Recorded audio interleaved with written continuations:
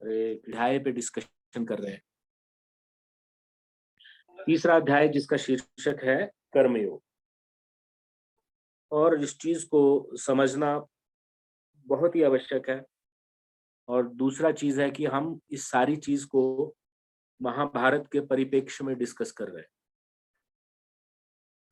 ये सारी चीज भगवान श्री कृष्ण अर्जुन के माध्यम से हमें बता रहे हैं।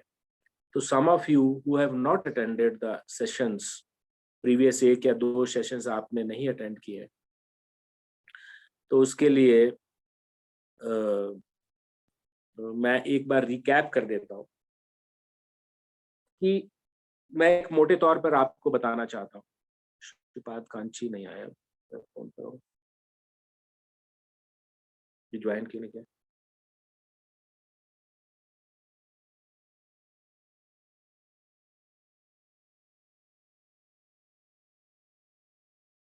फिर वो बार बार होना ना, एक बार वो ज्वाइन कर लेंगे तो फिर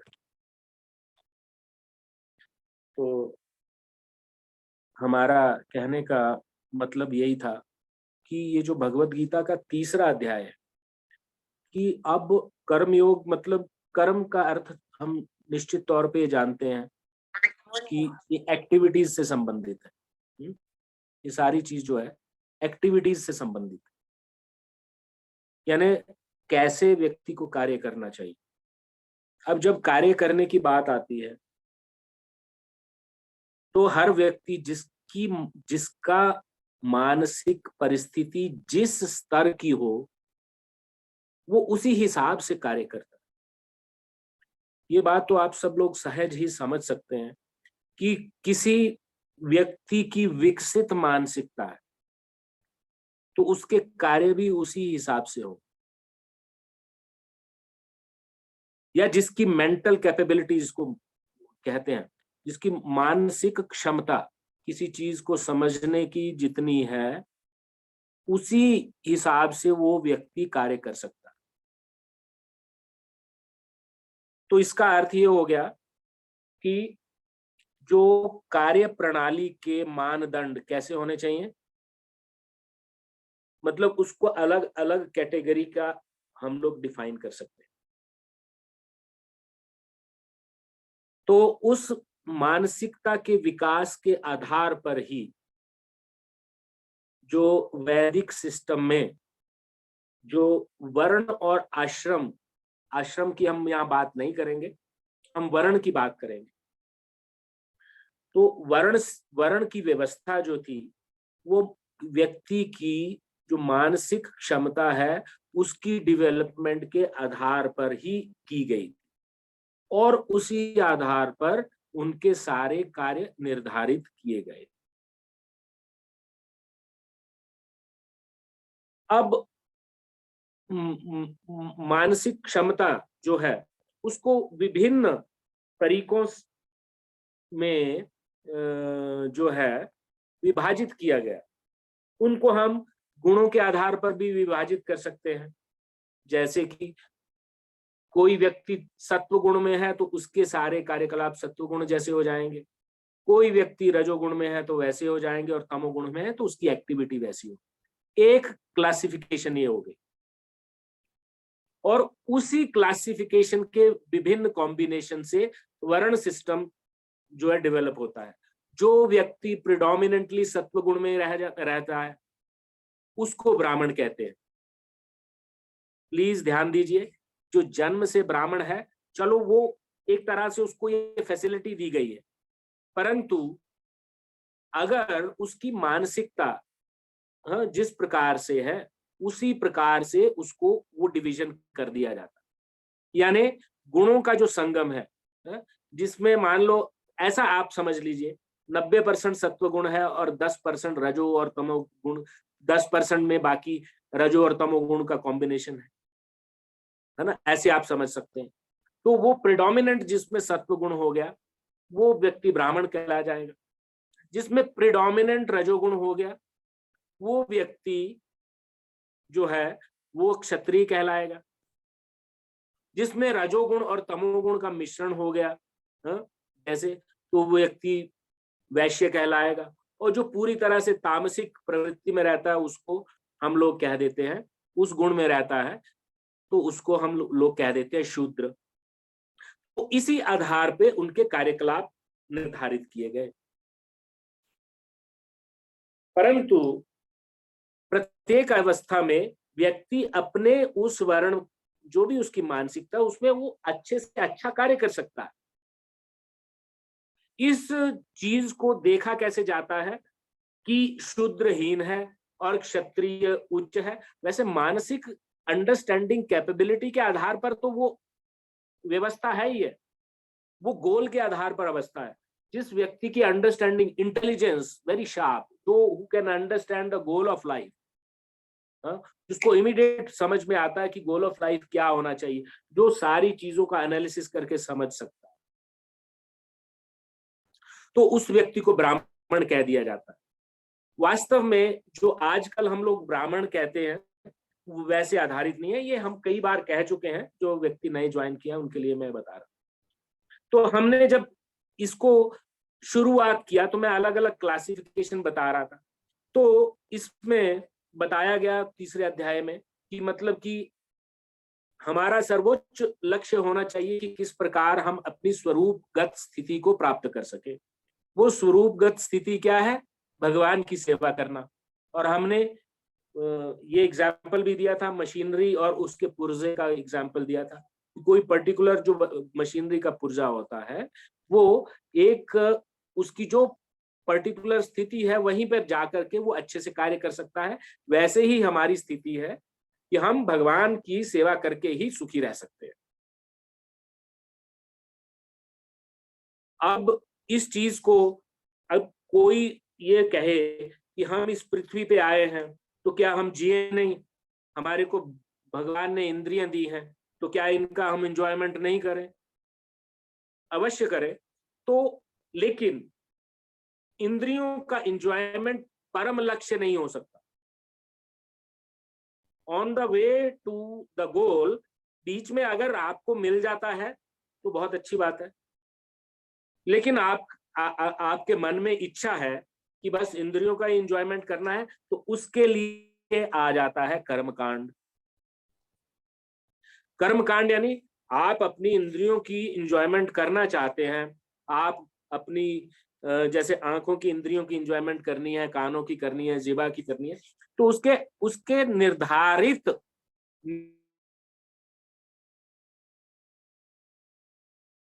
हैं। और उसी संदर्भ में हमने यज्ञ चक्र का बात किया था कि आप इस धरती पे आए हो तो यज्ञ चक्र का पालन करो। उतना तो आपको भगवान कहते हैं कि करना ही पड़ेगा। जिसने पैदा किया है, भगवान ने पैदा किया है, तो भगवान ने उसका मैनुअल बना दिया है कि किसी की इंद्रिय तृप्ति की इच्छा है तो वो वैदिक अनुष्ठानों का पालन करे। यज्ञ यज्ञ चक्र जो हमने बताया था, अन्नात् भवन्ति भूतानि पर्जन्यात् अन्न संभव, और पिछले सेशन में हमने पूरा उसका साइकिल का वर्णन किया था कि ये जो जीव है अन्न से पैदा होते हैं। अन्न कहाँ से आता है? प्रचुर मात्रा में वर्षा होगी तब अन्न पैदा होगा। और वर्षा कैसे आती है? वर्षा यज्ञ से उत्पन्न होती है। और यज्ञ कैसे आते हैं? अपने नियत कर्मों को करने से। नियत कर्म कहाँ बताए गए हैं? वैदिक लिटरेचर में। और वैदिक लिटरेचर कहाँ से आता है? भगवान के मुख से। ये पूरा चक्र जो है यहाँ पे बताया गया। और उसके बाद में बताते हैं कि एवं प्रवर्तितम चक्रम नानुवर्तनी वर्तयति या अघायुर इंद्रिया रामो मोघम पार्थ स जीवति, है ना। और जो व्यक्ति इस यज्ञ चक्र का पालन करके जीवन यापन करता है या उसका पालन नहीं करता है तो वह एक पशु और उसमें कोई अंतर नहीं है। वो व्यर्थ ही अपनी इंद्रिय तृप्ति के लिए जीवन बिता देता है और खत्म, जीवन खत्म, सब कुछ खत्म। फिर से दोबारा नए जीवन में फिर से संघर्ष उसको करना पड़ता है। तो उसमें दोनों चीजों का डिफरेंस बताया था। लास्ट के लेक्चर के 2 श्लोकों में 16th एंड 17th में हमने डिस्कस किया था कि जो तो यज्ञ चक्र का पालन नहीं करता है उसका जीवन व्यर्थ है। ऐसा नहीं कि वो जिएगा नहीं, हाँ, भगवान तो सबके लिए समान है। समान कैसे है? सबको हवा दे रहे हैं, सबको पानी दे रहे हैं, सबको सारी चीजें दे रहे हैं, तो जीने का तो अधिकार उसको भी दिया है, परंतु वो अपनी इच्छाओं के द्वारा या अपनी मानसिक क्षमता के द्वारा वो अपनी कैपेबिलिटी को लिमिट कर रहा है। फिर बताते हैं कि जो यस्त्वात्म यस्त्वात्म यस्त्वात्म रतिरेव स्यादात्म तृप्तश्च मानवः आत्मन्येव च संतुष्टस्य तस्यं कार्य न विद्यते। जो व्यक्ति आनंद लेता है तथा जिसका जीवन आत्म साक्षात्कार से युक्त है, जो अपने में पूर्णतया संतुष्ट रहता है, उसके लिए कुछ कर्तव्य नहीं रहता। निर्दिष्ट कर्तव्य जो वैदिक लिटरेचर में बताए गए हैं कि आपको ऐसा चाहिए तो ऐसा कीजिए, ऐसा चाहिए ऐसा कीजिए, लेकिन जो आत्म साक्षात्कार से युक्त है, मतलब जो अपने स्वरूप को प्राप्त हो गया है, उस व्यक्ति की बात की जा रही है यहाँ पे, है ना। जो व्यक्ति अपने स्वरूप को प्राप्त हो जाता है, यानी दूसरे अर्थों में हम लें, जो व्यक्ति की समझ में ये आ जाता है कि उसका जो संवैधानिक स्थिति या कॉन्स्टिट्यूशनल पोजीशन जो है भगवान की सेवा करना है, और उसके सारे कार्य जो भी वो कार्य करता है भगवान को अर्पित हो जाते हैं, या वो सारे ऐसे कार्य करता है जिसमें वो भगवान प्रसन्न हो, ऐसे कार्य करता है, तो उसके लिए कोई भी कार्य करणीय नहीं रह जाता। मतलब वो अपने लिए कार्य ही नहीं कर रहा है, तो इसलिए वो सारे उसको कर्तव्य, जैसे हमने बात किया था कि नॉर्मल परिस्थिति में व्यक्ति को पंच यज्ञ करने होते हैं, है ना। जैसे ऋषि यज्ञ, ऋषि ऋण को खत्म करने के लिए ऋषि यज्ञ, जैसे हमने सारी उसका विस्तार में वर्णन किया था कि क्यों ऐसा करना होता है, क्योंकि उन्होंने इतना कष्ट लेकर के वैदिक लिटरेचर बनाया है, तो उसका अध्ययन करके उस ऋण को चुकाना होता है। तो वेदाध्ययन करना मतलब ऋषि ऋण को चुकाना है। इस तरह से पितृ ऋण को चुकाना होता है, भूत ऋण को चुकाना होता है, नृ ऋण को चुकाना होता है। तो बहुत सारे ऐसे ऋण होते हैं, उसको व्यक्ति को चुकाना होता है, और उसके लिए निर्दिष्ट सारी चीजें निर्धारित की गई। लेकिन जो व्यक्ति के कर्म भगवान की प्रसन्नता के निमित्त हो जाते हैं, तो उसके लिए ये सारा कोई भी कार्य उसके लिए बचता नहीं है। तो ये हमने पीछे तक मैं थोड़ा सा रिकैप कर दिया। और 18वें श्लोक में भी ये था। अभी आज हम 19वां श्लोक लेंगे, है ना। तो 18वें श्लोक में क्या था कि स्वरूप सिद्ध व्यक्ति के लिए न तो अपने नियत कर्मों को करने की कोई आवश्यकता रह जाती है, और ना ही ऐसे कर्म न करने का कोई कारण रह जाता, और किसी अन्य के ऊपर भी निर्भर रहने की भी आवश्यकता नहीं होती। क्यों ऐसा हो जाता है? क्योंकि वो he is totally dependent on Lord Krishna, और इसलिए वो सारे कार्य उसके भगवान के निमित्त है। तो उसको वो जो अगर उनकी भगवान की प्रसन्नता के लिए किसी कार्य की जरूरत होगी, तो वो उसको कार्य कर लेगा। तो इसलिए कहा गया है कि ऐसा कर्म ना करने का भी कोई कारण नहीं होता। जैसे युद्ध की बात ले लीजिए, अर्जुन युद्ध करना नहीं चाह रहा था, है ना, लेकिन अगर वो भगवान की, तो भगवान आगे जाकर के कहेंगे उसको, तो अभी अगले इसी श्लोक में कहेंगे कि तस्मादसक्त सततम कार्यम कर्म समाचर, असक्तो ह्याचरन् कर्म परमाप्नोति पुरुषः। तस्मादसक्तः सततं कार्यं कर्म समाचर, असक्तो ह्याचरन् कर्म परमाप्नोति पुरुषः। तस्मादसक्तः सततं कार्यं कर्म समाचर, असक्तो ह्याचरन् कर्म परमाप्नोति पुरुषः। तो भगवान इसका थोड़ा सा शब्दों के अर्थों को समझने की प्रयास करेंगे। तस्मात्, अतः, इसलिए, आसक्त, आसक्ति रहित,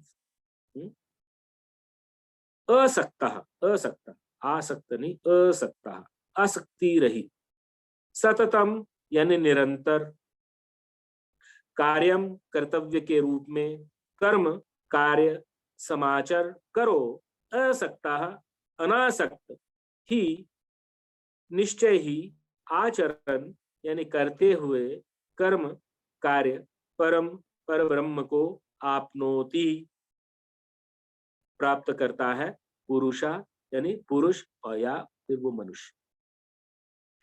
तो इसका सरल अर्थ करते हैं प्रभुपाद। जय श्रील प्रभुपाद। प्रभुपाद कहते हैं, अतः कर्म फल में आसक्त हुए बिना, कर्म फल में आसक्त हुए बिना मनुष्य को अपना कर्तव्य समझकर निरंतर कर्म करते रहना चाहिए, क्योंकि अनासक्त होकर कर्म करने से उसे पर ब्रह्म यानी परम की प्राप्ति हुई है।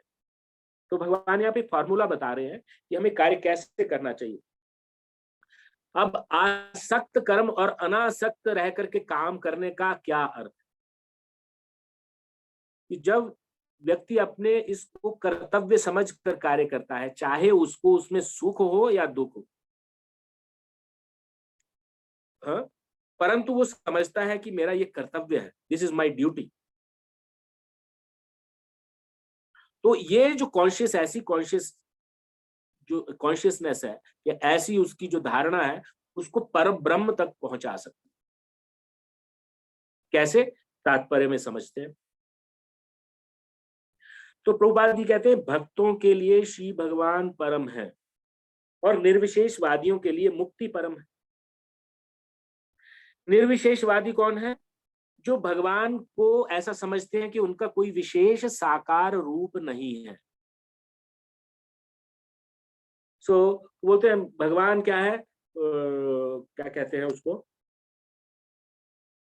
क्या शब्द यूज करते हैं उसके लिए? निराकार शब्द यूज करते हैं, निरा आकार, जिसका कोई आकार नहीं। तो इस बात के ऊपर में बहुत सारे मतभेद रह चुके हैं, जो भी जितने भी संप्रदाय हैं, परंतु एक बात सिंपली ये समझी जा सकती है, भगवान जिसको हम अभी फॉर टाइम बीइंग ऐसा समझ लें कि जो सर्वशक्तिमान, एक बार के लिए हम समझते हैं इस चीज को, जो सर्वशक्तिमान है, जो सबको उद्गम स्थान है, इस बारे में किसी की कोई दो राय नहीं है। इसको इस बारे में किसी की भी कोई मतलब कॉन्फ्लिक्ट नहीं है। वो सर्व सब शक्तिमान है, सब उससे उत्पन्न हुए हैं, ये इस चीज को सब मानते हैं। अब आकार, अब देखिए, और वो पूर्ण पूर्ण है, ये सभी तरह से पूर्ण है भगवान। यानी आप जो चीज आपकी इमेजिनेशन में है, वो उनमें विद्यमान है। हम फिलहाल के लिए ऐसा समझ लेते। तो अगर हम ऐसा कहें कि उनका कोई आकार नहीं है, अब हम मनुष्य हैं, हमारा तो आकार है, अगर उनका कोई आकार नहीं है तो वो मनुष्यों से हीन नहीं हो जाएंगे। तो चैतन्य महाप्रभु जो सिद्धांत देते हैं उसको बोलते हैं अचिंत्य भेद अभेद तत्व, अचिंत्य, इनकॉन्सीवेबल वननेस एंड डिफरेंस, है ना, कि साइमल्टेनियसली उसमें बराबरी भी दिखती है और डिफरेंस भी दिखता है। या उसको हम ऐसा समझ सकते हैं कि जैसे जीव और भगवान के अंदर में गुणात्मक तो समानता है, जो गुण उनमें है वो हम में भी है। भगवान सच्चिदानंद है, आत्मा भी सच्चिदानंद है। तो डिफरेंस कहां हो गया? परिमाणात्मक भिन्नता होगी, क्वांटिटेटिव डिफरेंस हो गया। Qualitative oneness but quantitative difference. जैसे समुद्र और उसमें एक बूंद में एनालिसिस किया जाए तो जो परसेंटेज सॉल्ट की समुद्र के पानी में रहेगी, वही उसी की एक बूंद में भी रहेगी अगर उसको अलग कर लिया जाए। अचिंत्य भेद तत्व क्या कहता है? साइमल्टेनियसली वन भी है और डिफरेंट भी है। ऐसा कैसे हो सकता है? तो उसको एक्सप्लेन करते हैं कि क्वालिटेटिवली सेम लेकिन क्वांटिटेटिवली मिनिस्क्यूल, है ना। इसीलिए भगवान को विभु कहा जाता है और आत्मा को अणु कहा जाता है। इसलिए यहाँ पे पहले सेंटेंस में कहते हैं भक्तों के लिए श्री भगवान परम और निर्विशेषवादियों के लिए मुक्ति परम है। वो मुक्त होना चाहते। तो उनका गोल क्या होता है? मुक्त हो जाए। लेकिन भक्तों का गोल क्या होता है कि जिस चीज जहां भी रहे भाई, गृहे थाको बने थाको हरि नाम बोले डाको। आप घर में रहो चाहे वन में रहो, कहीं भी रहो, भगवान का स्मरण करते रहो। लेकिन निर्विशेषवादियों के लिए क्या हो जाता है, यहीं पे पूरा इसमें जो गोल का डिफरेंस आ जाता है। तो निर्विशेषवादियों का कभी भी जो है भगवान की प्रसन्नता उनका गोल नहीं रहता, लेकिन भक्तों का गोल ये रहता। तो एक चीज और उस पर भी मैं आऊंगा कि जैसे ऊपर के श्लोक में बताया कि उनको ना तो अपने नियत कर्मों की करने की कोई आवश्यकता रह जाती है, ना ही ऐसा कर्म न करने का कोई कारण रहता। देखो दोनों परस्पर विरोधाभासी लगती है बातें।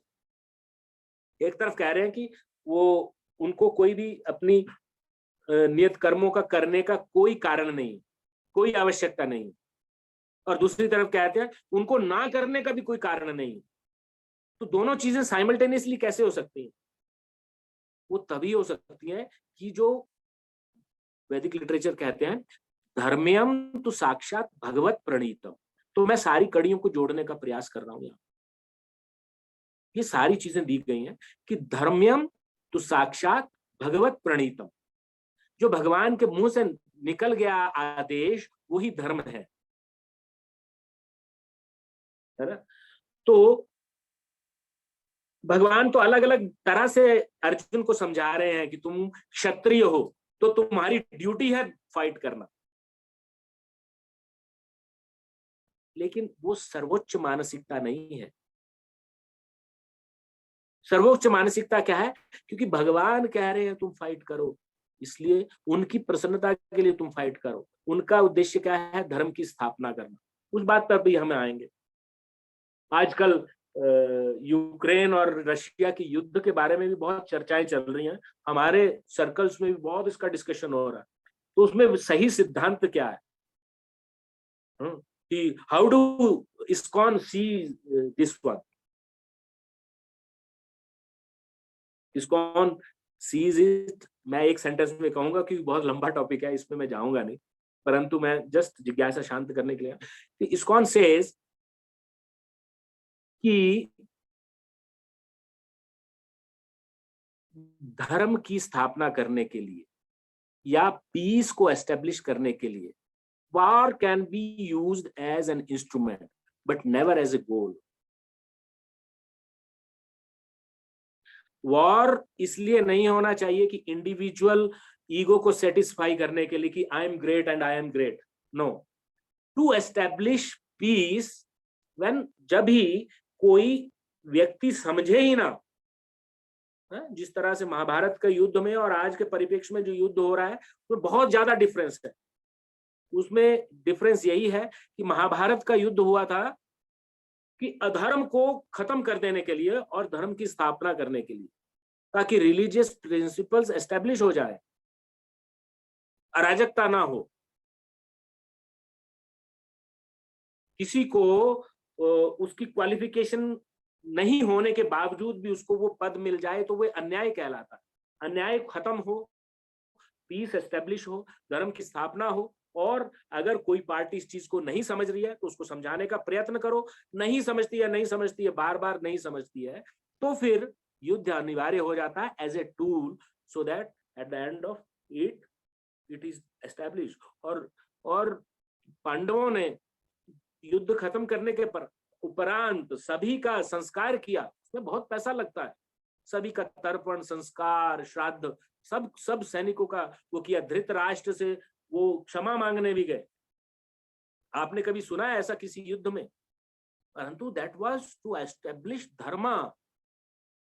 वो बहुत विस्तृत चर्चा है, परंतु हम आते हैं अपने टॉपिक पे, नहीं तो मैं डाइग्रेस हो जाऊंगा। कि भक्तों के लिए श्री भगवान परम है और निर्विशेषवादियों के लिए मुक्ति परम। अतः जो व्यक्ति समुचित पथ प्रदर्शन पाकर और कर्म फल से अनासक्त होकर कृष्ण या कृष्ण भावना अमृत में कार्य करता है, वह निश्चित रूप से जीवन लक्ष्य की ओर प्रगति करता है। तो यहाँ पे बोल क्या आ रहा है कि कृष्ण की प्रसन्नता ही हमारा परम लक्ष्य यहाँ पे निर्धारित हो रहा है। और मुक्ति जाकर के, मुक्ति के भी 4 विभाग हमने पहले ही बताए, सारूप्य, सालोक्य, सार्ष्टी और सायुज्य। तो ये सायुज्य मुक्ति जो है वो ये करते हैं, 5 प्रकार की एक्चुअली मुक्ति होती है। और इसमें ये जो सायुज्य मुक्ति है ये निर्विशेषवादी है, जो ब्रह्म ज्योति में विलीन हो जाता है ना, यानी प्रकाश है, तू है, उसी में मिल जाएगा। तो ये एक तरह से सर्वोच्च लक्ष्य नहीं हो सकता, वो एक तरह से इंद्रिय तृप्ति ही है। तो वो वहां से, वैसी मुक्ति से हमेशा गिरने की संभावना रहती है। ये बहुत लंबे चौड़े टॉपिक हैं, इसमें वेदांत सूत्र में इत्यादि पूरे हर एक चीज पे विवेचना हुई है, परंतु हमें शॉर्ट में अभी कर्मयोग के आधार पे हमें मान लेना चाहिए, इंद्रिय तृप्ति के लिए हमारी प्रिडोमिनेंट इच्छा है तो हमको कर्म कांड करते रह के फिर दोबारा से जन्म लेके फिर उस जीवन मरण के चक्र से हमको छुटकारा नहीं मिल सकता। और जहां तक निर्विशेषवादियों का सवाल है, वो मुक्ति की जो कामना करते हैं बिटवीन ये जो मटेरियल प्लैनेट्स, जो 14 भुवन है, भू भुवा स्वा जन तप महर सत्य, ऊपर के 7, और अतल वितल तलातल पाताल, अतल वितल सुतल तलातल पाताल, है ना। तो ये नीचे के ये 14 गिन के लोग आते हैं, और इसके बाहर में एक मतलब कि ब्रह्म ज्योति है, इट इज एफलजेंस, और उसके बाद में आध्यात्मिक लोग आते हैं। तो ऐसा बताया गया है श्रीमद् भागवतम में कि 1/4 जो है ये जो है भौतिक जगत है, और 3/4 जो है वो पूरा जो आध्यात्मिक लोग। तो उसके बीच में ब्रह्म ज्योति है, और निर्विशेषवादी उसी को ही प्राप्त करके, उसी मुक्ति को प्राप्त करके संतुष्ट रहना चाहते हैं, परंतु वो सर्वोच्च लक्ष्य नहीं। जो व्यक्ति अपना, जिसको कहते हैं अपनी तृप्ति के लिए कोई भी कार्य की इच्छा छोड़ करके उसकी सारी एनर्जी अगर भगवान में लग जाती है, तो उसको कोई विशेष रूप से मुक्ति की जरूरत नहीं रहती, वो यहीं पे मुक्त है, क्योंकि उसका अपने लिए कुछ है ही नहीं। इस प्रकार से उसको समझना चाहिए। तो वह निश्चित रूप से जीवन लक्ष्य की ओर प्रगति करता है। अर्जुन से कहा जा रहा है कि वह कृष्ण के लिए कुरुक्षेत्र के युद्ध में लड़े, क्योंकि कृष्ण की इच्छा है कि वह ऐसा करे। अब कोई पूछ सकता है कि क्या कृष्ण अहंकारी नहीं है कि मैं कह रहा हूं तुम युद्ध करो, तुम करो। So it is just like कोई कंपनी का एमडी है और इसे I am MD of the company, तो क्या ये अहंकार होगा? कदापि नहीं। प्रॉब्लम ईगो से नहीं है, ईगो मतलब जो अहम से प्रॉब्लम नहीं है, मिथ्या अहम से प्रॉब्लम। ये जो कॉन्सेप्ट समझना बहुत आवश्यक है। मैं जो नहीं हूं वो मैं समझ लूं। अगर कोई व्यक्ति ये समझ ले कि मैं कंट्रोलर हूं, जबकि वास्तव में वो कंट्रोलर ना हो और ये अपने आप को समझ ले मैं कंट्रोलर हूं, तो वो हमेशा दुखी रहेगा।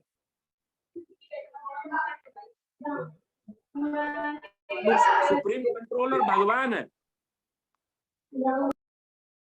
अच्छा, तो मैं एमडी का एग्जांपल दे रहा था। कोई व्यक्ति ये कहता है कि मैं एमडी हूं, तो ये अहम हो गया। जो वास्तव में है वही तो वो कह रहा है। कोई व्यक्ति बोले मैं देश का प्रधानमंत्री हूं, तो वो है तभी तो वो कह रहा है। परंतु जो व्यक्ति नहीं है और अपने आप को प्रधानमंत्री समझ ले, तब प्रॉब्लम हो जाती है। दिस इज कॉल्ड मिथ्या अहंकार। हम सभी मिथ्या अहंकार में क्यों होते हैं? क्योंकि हम वास्तव में आत्मा हैं, लेकिन हम अपने को शरीर समझ बैठते हैं। आत्मा इमॉर्टल है, शरीर मॉर्टल है। आत्मा अमर है, शरीर अमर नहीं है। इसीलिए तो कोई व्यक्ति इच्छा स्वरूप मरना नहीं चाहता। वो ही उसका स्वरूप ही है एक्चुअली। तो जब हम अपने शरीर को आइडेंटिफाई कर लेते हैं, आत्मा से शरीर को आइडेंटिटी उसको सेपरेट नहीं रख पाते हैं, तो वो मिथ्या अहंकार हो जाता है और सारे कार्य हमारे शरीर के लिए हो जाते हैं, क्योंकि हमारी प्रेडोमिनेंट माइंडसेट शरीर के लिए बन जाती है। तो क्या शरीर का निर्वाह नहीं किया जाए? अवश्य किया जाए, जितना आवश्यक है। ये यथार्थम, यथार्थम, जितनी आवश्यकता है उतना ही। थोड़ा सा कठिन है समझने के लिए थ्योरेटिकली समझ में आ भी जाए, आचरण करने के लिए मुश्किल है। क्यों मुश्किल है? क्योंकि हम life after life, life after life, life after life अनेक शरीरों में घूमते हुए आए।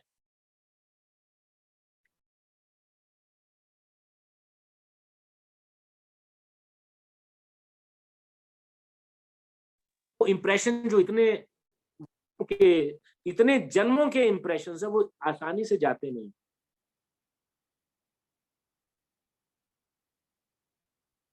तो इसलिए यहां कहा गया है कि कृष्ण की इच्छा है वह ऐसा करे, क्योंकि वो भगवान है, सुप्रीम कंट्रोलर है, वो सबको जानते हैं, वो सब कुछ जानते हैं।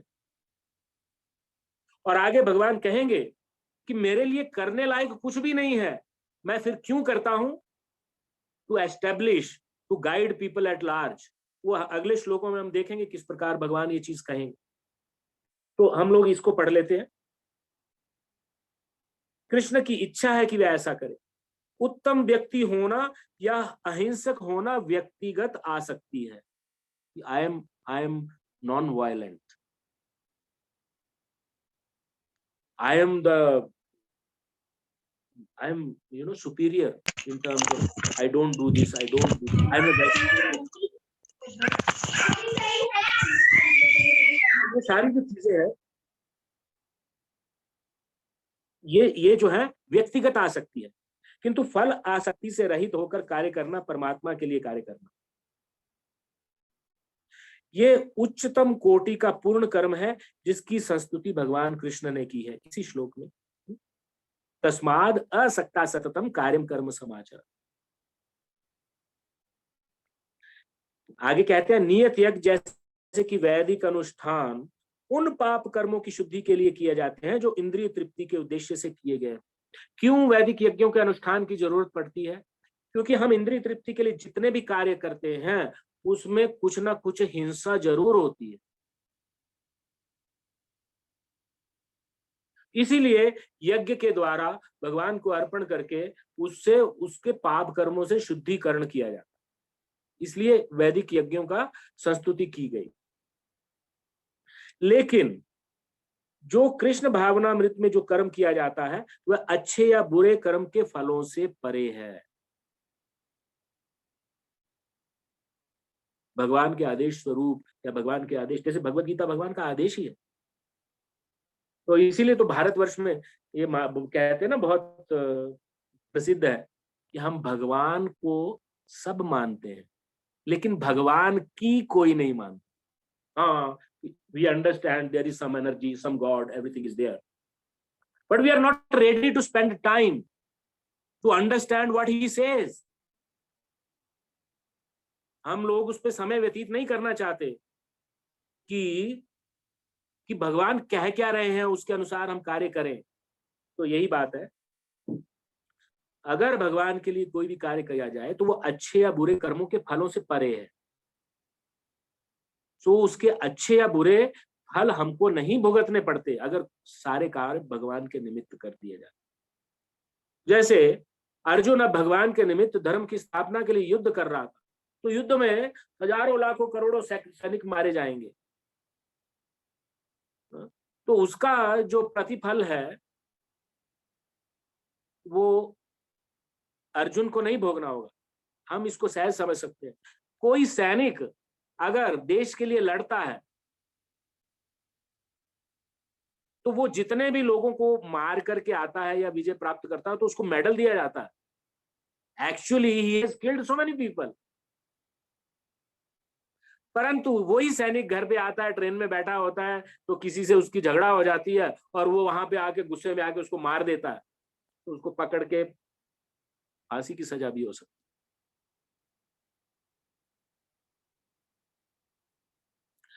तो ये फर्क है, वहां वो देश के लिए कार्य कर रहा है तो देश रिस्पॉन्सिबल है ना, उसकी एक्टिविटीज के लिए देश रिस्पॉन्सिबल है। तो ये जो ब्रॉड प्रिंसिपल है, वी हैव टू अंडरस्टैंड। तो कृष्ण भावना भावित व्यक्ति में फल के प्रति लेश मात्र आसक्ति नहीं रहती, उसका क्या फल होने वाला है उसको ये पता है, खाली इस कार्य से भगवान प्रसन्न होंगे।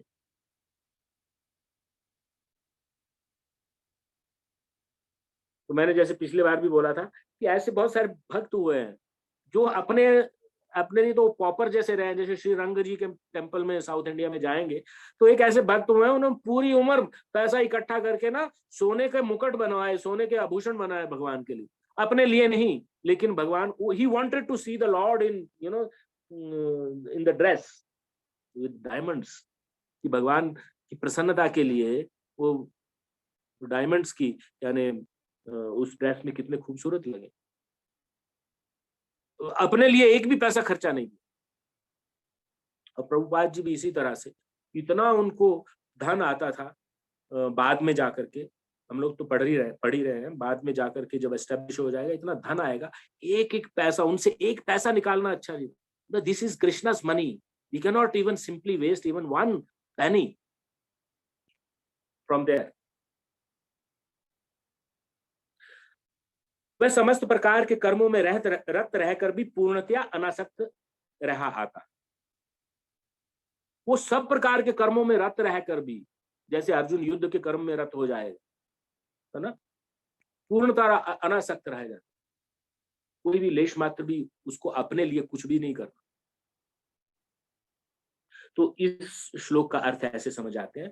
और अगले श्लोक में एग्जाम्पल देते हैं कि आप समझ रहे होंगे कि मैं कोरी फिलोसफी की बात कर रहा हूं, भगवान कहते हैं, फिर आगे एग्जाम्पल देते हैं कि कर्मणेव हि संसिद्धिं आस्थिता जनकादयः लोक संग्रहमेवापि संपश्यन् कर्तुमर्हसि। कर्मेणैव हि संसिद्धिं आस्थिता जनकादयः लोक संग्रहमेवापि संपश्यन् कर्तुमर्हसि।